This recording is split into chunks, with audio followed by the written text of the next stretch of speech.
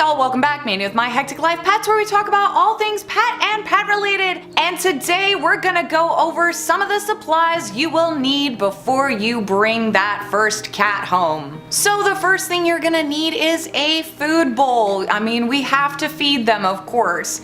Now, the more shallow the food bowl, the better, because cats have very sensitive whiskers. You'll hear a lot of cat owners joking about how the bowl is like 3/4 to halfway full, and the cat will be complaining that they need more food in their bowl. This is because cats have extremely sensitive whiskers, and if their whiskers touch the side of the bowl, that basically sends a message to them that they're going to get stuck. They are going to get stuck in this object. So the cat will not want to put their face further into the bowl. So providing your cat with a more shallow dish will help prevent them from crying all the time and wasting a whole lot of cat food.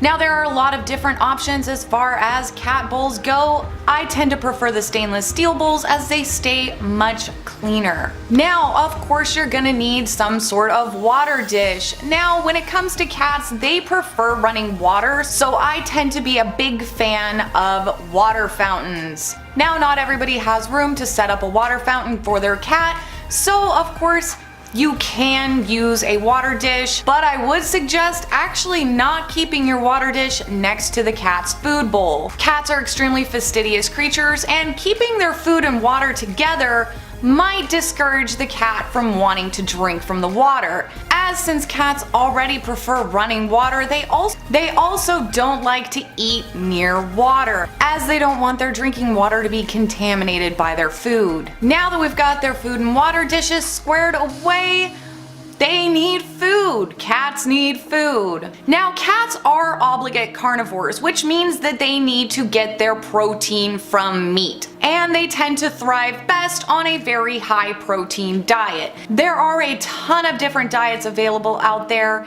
so always do your homework and bring home the best diet that you can afford. Now, also keep in mind that the best diet in the world is not going to do your cat any good if they won't eat it. Cats can sometimes be finicky eaters, so you will want to keep that in mind as well. Wet food versus dry food. Cats a lot of times are notorious for not drinking enough water. Supplying your cat with some wet food, as feeding a high quality wet food to your cat can get very pricey very quickly. I recommend at least feeding some canned cat food on a daily basis. If you have an indoor only cat, you are going to need litter boxes, and yes, I said boxes. The rule of thumb for litter boxes is for every single cat you have, you want one litter box plus an extra. So if you have one cat, you need 2 boxes. If you have 2, you need 3, and so on and so forth. The idea here is that you want to prevent accidents. You want to prevent accidents as much as possible with cats, because once they start going in an area, it is very difficult to get them to stop. Cats, again, very fastidious creatures, and so the cleaner that their boxes are, the more likely that they are to use it. Another issue is if you have multiple cats or are planning on getting multiple cats, cats are also very territorial and have been known to litter box guard. So if you are planning on getting more than one single cat, I suggest having multiple litter boxes in different locations throughout your house. This will help prevent litter box guarding and set you up for success as far as no accidents in the house. Now that we have our litter boxes, you will need a good cat litter. Now, there are a million different choices out there on the market as far as cat litters go. Most cats will prefer to use an unscented, finely grained litter. These are typically your clumping litters. They tend to have a finer grain, but unfortunately they tend to track everywhere. So there are a lot of different options out there, and it's just a matter of finding the right litter for you and your cat. Now for this next one, it can sort of be optional, but if you do let your cat outdoors, please get them a breakaway collar.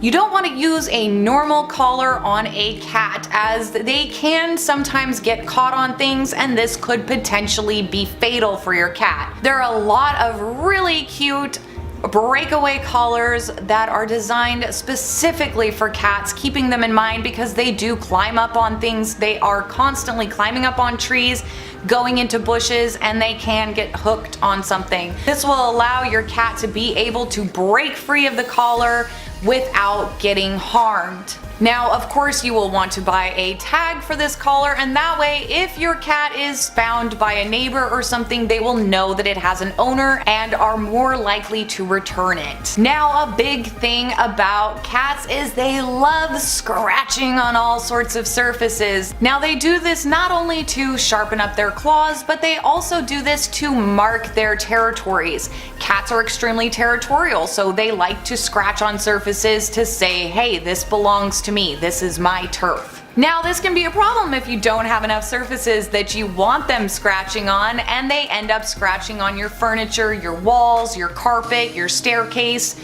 This can be a huge problem, so you want to give them as many surfaces that they are allowed to scratch on as possible. The more cats that you want to bring home, the more cat scratching surfaces that you're going to need to provide your cat with. This also allows your cat to pull off those sheaths of nail and keep their nails nice and neat and short. Next up, toys. Cats need a lot of exercise. They need a lot of stimulation. Cats are natural hunters. I mean, pound for pound, they're supposed to be the most dangerous animal on earth. So they need a lot of stimulation to be able to chase things and run after things and take care of that natural prey drive that they have. Now, there are a ton of toys out there, and they range in all different directions as far as prices go, but I mean, really, to be honest, there have been times that I bought my cats toys that were $20 plus toys that they didn't want to touch, but a simple paper towel roll that fell on the ground would entertain them for hours. So you don't really necessarily have to spend a ton of money on cat toys. Now, in my experience, lightweight, simple toys work the best, and you can always spritz a little bit of catnip spray on them or put them in a catnip infuser and breathe new life and get even more stimulation out of your cats. Now, if you have a cat, you're gonna need to take them to the vet, and they tend not to do as well in cars on leash. So you're gonna need a cat carrier of some sort. Now, there are plastic and fabric carriers, but there are also the metal wire crates. I personally prefer the metal wire crates that are usually used for dogs, as my cats seem to more readily accept going in those types of crates. I think it's because they are better able to see their surroundings, and when I'm bringing them all to the vet, they can see each other as well. Next up, you will need brushes. Depending on the type of coat that your cat has will depend on what type of brushes that you need. There are tons of different brushes available, and there are even grooming gloves and things like that that are also available on the market. Now, cats need regular grooming. They spend a ton of time cleaning themselves, but if you want to help prevent hairballs, you're gonna want to brush them on a regular basis. Even short-haired cats shed a lot. So you're not just trying to prevent mats in your cat when you are brushing them, you are also trying to prevent them from ingesting all that fur and ending up with a hairball problem. Now, these are all the pretty much basics of what you will really need for a cat, but there are a lot of other optional things that you can get when you first bring your cat home, such as things like cat beds, although I don't really recommend bothering with a cat bed because mine would never use one. Because most cats will just sleep wherever they feel like it. Unlike dogs where you can teach them where you want them to sleep, cats just sort of do their own thing. Mine typically take over my bed, my couch, and during the day a lot of times they will love to bask in the sun on the nice cool tile floor. Another optional thing is a cat tree or several cat trees. If you don't have a lot of high spaces for your cats to be able to go and climb, which gives them a lot of sense of security, then you might want to invest in a cat tree. or multiple cat trees. The taller the better, because cats love to see things from above. It makes them feel more secure, and it gives them more exercise that they can be able to jump around and climb on things. If you live in an area where fleas and ticks are a problem, then you might also want to invest in a good cat safe flea and tick product. There are a ton of different options out there, but I would definitely do your research before investing in a flea or tick product, as these products tend to be very expensive and a lot of them are actually pretty ineffective.